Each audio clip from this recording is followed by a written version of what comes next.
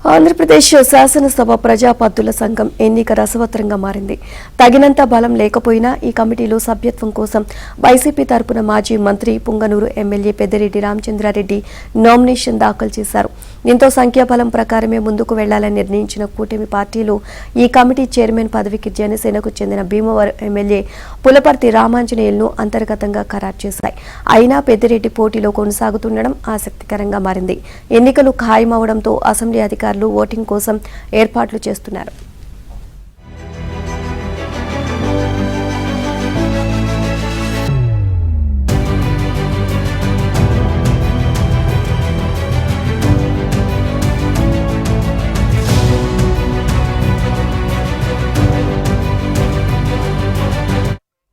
శాసనసభ వేదికగా పనిచేసే కమిటీల్లో పీఏసీ కీలకమైంది. వివిధ ప్రభుత్వ శాఖలు పెట్టే ఖర్చుకు సంబంధించి కంట్రోలర్ అండ్ ఆడిటర్ జనరల్ లేవనెత్తిన అభ్యంతరాలపై ఈ కమిటీ విచారణ జరుపుతుంది.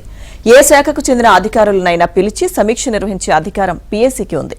శాసనసభలో అనేక కమిటీలు ఉన్నా ఈ ఒక్క కమిటీ చైర్మన్ పదవిని ప్రతిపక్షానికి ఇవ్వడం ఆనవాయితీగా వస్తుంది. టీడీపీ ప్రతిపక్షంలో ఉన్నప్పుడు ఆ పార్టీకి చెందిన పయ్యావుల కేశవ్కు చైర్మన్ పదవిచ్చారు. అప్పుడు టీడీపీకి 23 మంది ఎమ్మెల్యేలు ఉండడంతో ఇబ్బంది లేకుండా పోయింది. ఈసారి వైసీపీకి అసెంబ్లీలో కేవలం 11 మంది సభ్యులే ఉన్నారు. ఒక సభ్యుడిని గెలిపించుకోవడానికి అవసరమైనంత బలం కూడా ఆ పార్టీకి లేదు. ఈ విషయం తెలిసినా కూటమి పార్టీలతో సంప్రదింపులు జరపకుండా పెద్దిరెడ్డి నామినేషన్ దాఖలు చేశారు. ఆయనతో పాటు ఆ పార్టీ ఎమ్మెల్యేలు ద్వారకానాథ్ రెడ్డి, బూచేపల్లి శివప్రసాద్ రెడ్డి, చంద్రశేఖర్ కూడా వచ్చారు. ఇక ఎమ్మెల్యేలుగా ప్రమాణ స్వీకారం చేశాక వైసీపీ సభ్యులు సభాభవనంలోకి అడుగుపెట్టడం ఇదే ప్రథమం.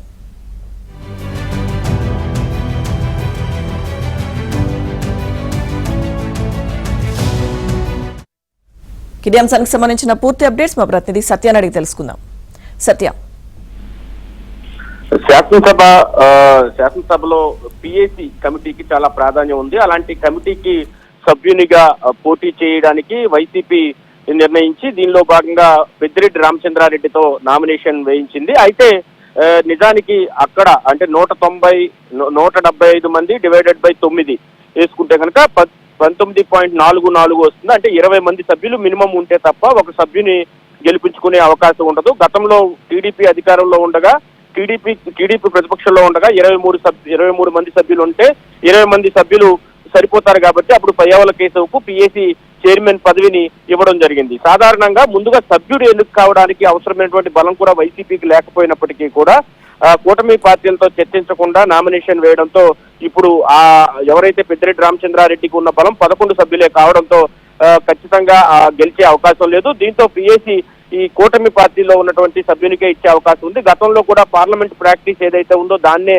అవలంబించాలని నిర్ణయించారు. ఎందుకంటే సంఖ్యాబలం ఆధారంగానే నిర్ణయం తీసుకోవాలని కూడా కూటమి ప్రభుత్వం నిర్ణయించడంతో పీఏసీ చైర్మన్ గా అనధికారికంగా భీమవరం ఎమ్మెల్యే పులపర్తి రామాంజనేయులు పేరు జనసేనకు సంబంధించి నిర్ణయించినట్టుగా కూడా చెబుతూ ఉన్నారు. మరోవైపు బలం లేకపోయినా పోటీ చేయడం ఎందుకు అని చెప్పిన పరిస్థితి. బొత్స సత్యనారాయణ నిన్న ఎవరైతే మండలి ప్రతిపక్ష నేత ఉన్నారో ఆయన శాసనసభ వ్యవహారాలు చూసే మంత్రి అయినటువంటి పయ్యావుల కేశవ్తో కూడా భేటీ అయ్యారు. ఈ సందర్భంగా మీరు పోటీ చేయొద్దు అని కేశవ్ చెప్పినట్టుగా తెలుస్తోంది. ఎందుకంటే ఇప్పటికే గతంలో ఎమ్మెల్సీ ఎన్నికలకు సంబంధించి స్థానిక సంస్థల కోటాలో తమకు బలం లేని కారణంగా తాము పోటీ చేయలేదు, మీరు ఏకగ్రీవంగా ఎన్నికయ్యారు. అదేవిధంగా ఇక్కడ మీకు బలం లేనప్పుడు మీరు ఎందుకు పోటీ చేస్తారని కూడా కేశవ్ వారితో చెప్పినట్టుగా తెలుస్తోంది.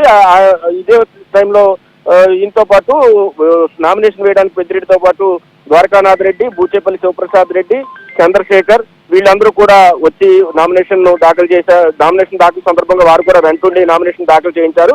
అయితే గతంలో పార్లమెంట్ లో కూడా రాహుల్ గాంధీకి అప్పట్లో పీఏసీ కాంగ్రెస్ పార్టీకి ఇవ్వాలి అని అడిగినప్పటికీ కూడా అక్కడ కూడా సరైన సంఖ్యాబలం లేకపోవడంతో అక్కడ కాంగ్రెస్ పార్టీకి పీఏసీ ఇవ్వని పరిస్థితి, మిగిలిన సభ్యుల్లో ఒకరికి ఇచ్చిన పరిస్థితి. కాబట్టి పార్లమెంట్ లో ఎలాంటి ప్రాక్టీస్ అయితే చేశారో అదే ప్రాక్టీస్ ను ఇక్కడ కూడా అమలు చేయాలని భావిస్తారు. ఇక ఈ కమిటీ తరఫున టీడీపీ తరఫున ఎమ్మెల్యేలు శ్రీరామ్ తాతయ్య, జయనాగేశ్వర రెడ్డి ఎమ్మిగనూరు, ఆర్మిలి రాధాకృష్ణ తణుకు, అశోక్ రెడ్డి గిద్దలూరు, బోర్ల రామాంజనేయులు పత్తిపాడు, నక్కానందబాబు వేమూరు, కోల లలిత కుమారి ఎస్కోట్లను కూడా నామినేషన్లు దాఖలు చేశారు. మొత్తం 9 స్థానాలకు గాను ఇక బీజేపీ నుంచి విష్ణుకుమార్ రాజు కూడా నామినేషన్ దాఖలు చేశారు.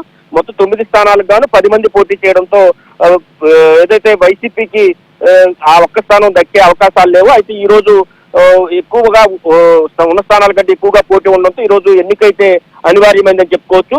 ఈ సందర్భంగా వైసీపీ సభ్యులు పోలింగ్ కు వస్తారా రారా అనేది కూడా ప్రశ్నార్థకంగా ఉన్న పరిస్థితి అయితే ఉంది. Thank you Satya.